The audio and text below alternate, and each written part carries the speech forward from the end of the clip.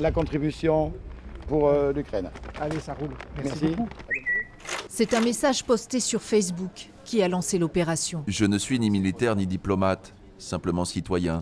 En revanche, j'ai une conscience et un fourgon. Pourquoi ne pas le remplir de biens de première nécessité ? Un message qui a très vite résonné à travers le Périgord. Tout est parti dimanche, d'une réflexion, d'une émotion. Et puis voilà, j'ai lancé ça et puis ça a suivi derrière merveilleusement. Les piles, les bougies. Jean-François Cross, restaurateur, est vite contacté par le maire de Coulugné-Chamiers. C'est le déclencheur. Un local est mis à disposition et depuis, les dons se multiplient. Ça, c'est les couvertures, des doudous et des oreillers. Voilà. Oui, je viens d'avoir le camping du Grand Dag à Tur. Il nous amène 400 couvertures. Donc vous voyez, ça avance. Et les besoins sont grands.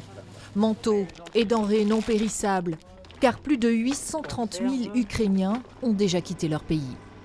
Je trouve qu'il est tout à fait normal d'aider ces Ukrainiens qui vivent un grand malheur. Et voilà, c'était la moindre des choses de leur apporter quelques petits vêtements.